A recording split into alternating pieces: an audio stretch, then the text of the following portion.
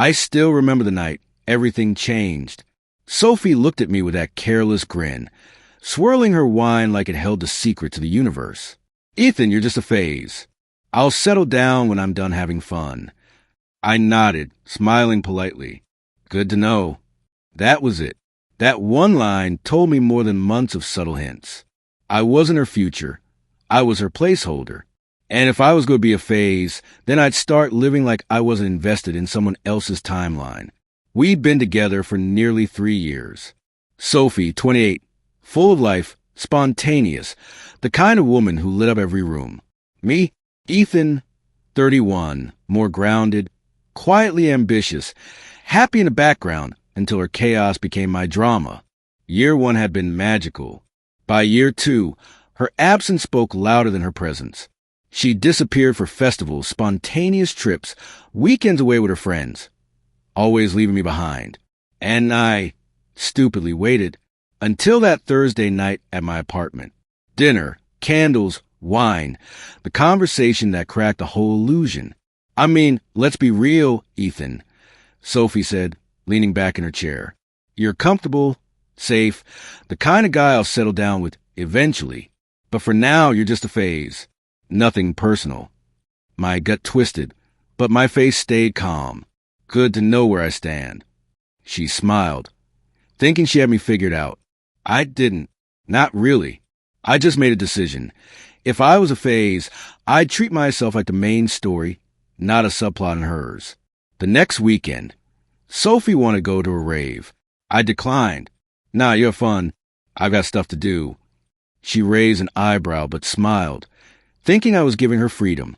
What she didn't know was that my stuff was the star of my independence. I began investing in myself.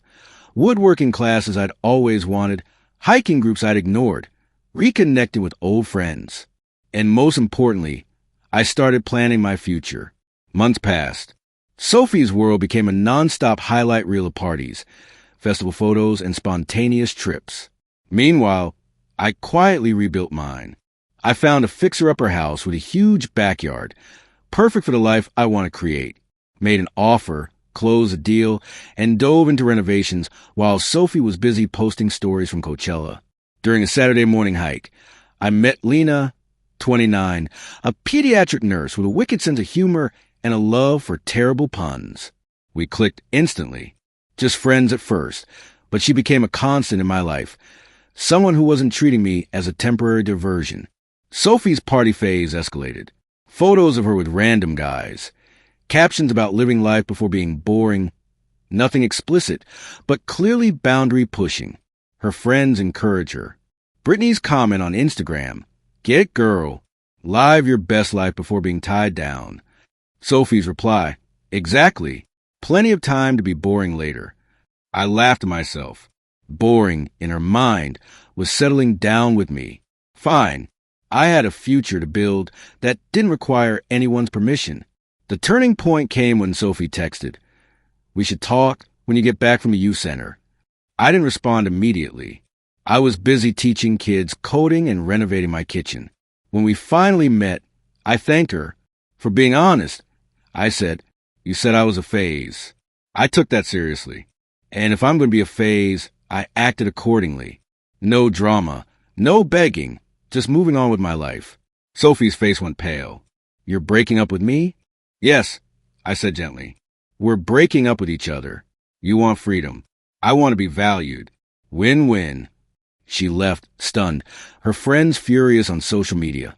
But it didn't matter. I had a house to renovate, friends to catch up with, and Lena to laugh with over terrible trail mix and worse puns. Months passed, and Sophie's world became a nonstop highlight reel of parties, festival photos, and spontaneous trips.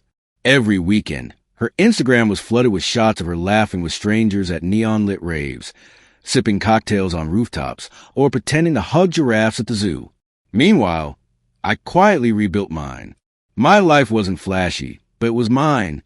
I stumbled upon a fixer-upper on a quiet street. The house had potential. A sagging porch, peeling paint, and a backyard that seemed to stretch endlessly. I imagined a swing set, a garden, maybe even a small shed for my woodworking hobby. I made an offer, close a deal, and immediately threw myself into renovations. Weekend became a blur of scraping walls, sanding floors, and negotiating with contractors. Sophie, of course, was busy posting stories from Coachella, tagging friends, and posting cryptic captions about finding herself.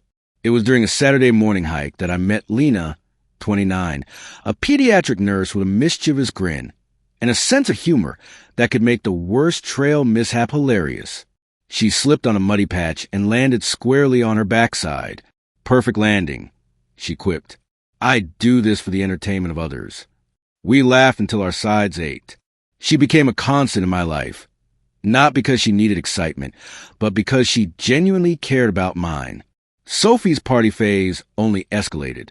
Photos of her with random guys, captions about living life before being boring, messages that hinted at flirty adventures, all carefully curated to provoke reactions. Her friends egg her on. Brittany commented, "Get it, girl. Life's too short to be tied down." Sophie replied, "Exactly. Plenty of time to be boring later." I shook my head. Boring in her world was settling down with me. Fine. I had a future to build that didn't require anyone's permission or approval. Then came the text, "We should talk when you get back from the youth center." I didn't respond immediately. I was busy teaching kids coding, watching them light up when they finally fix a bug in their program, and renovating my kitchen. When we finally met, I kept my tone calm, neutral, almost apologetic. For being honest, I said, "You told me I was just a phase." I took that seriously. And if I was a phase, I acted accordingly. No drama, no begging, just moving on with my life. Her face went pale. "You're breaking up with me?" "Yes," I said gently. "We're breaking up with each other. You want freedom. I want to be valued. Win-win." She stumbled backward, wordless. Her phone buzzed with frantic notifications from friends. But I didn't care. I had a house to renovate, a garden to plan, and Lena waiting to show me how not to burn the risotto I'd attempted earlier. The liberation was quiet, almost meditative. There were no explosive confrontations, no humiliating scenes. Just a realization that I didn't need validation from someone who viewed me as temporary. I had finally created space for someone who was present, consistent, and real. 2 months after the breakup, Sophie's posts on social media shifted. The relentless party snaps and festival highlights gradually gave way to motivational quotes, filtered selfies at coffee shops, and captions about self-discovery and growth. But for anyone paying close attention, the subtle desperation was obvious. She was trying to show the world she was thriving, yet her eyes in the photos seemed tired, searching. It started innocently at first. She'd show up where she knew I'd be, the small cafe I frequented on Sunday mornings, the hiking trail I liked, even at volunteering events at the youth center. Always surprised to see me, always flustered, always busy, not really volunteering, just performing presence. I noticed, and I didn't react.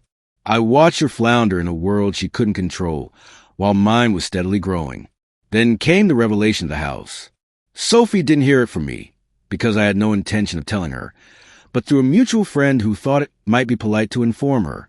The flood of text that followed was almost comical in its intensity. "You bought a house? Without me? Are you serious? How could you make such a big decision alone? I thought we'd figure things out eventually." I didn't reply immediately. I sipped my coffee. Watching the sunrise over the backyard, I was slowly transforming. When I finally did respond, it was simple and unwavering. "You made it clear you weren't part of that future. Why would I consult you?" The contrast between our worlds was stark. Sophie's life remained a series of fleeting thrills, each carefully curated to maintain attention and admiration. Mine was building something tangible, a home, a garden, a routine that was mine to shape. Each nail hammered, each seed planted, and each lesson taught to my coding students reinforced that I was constructing a life that lasted. Meanwhile, Lena had become more than just a friend.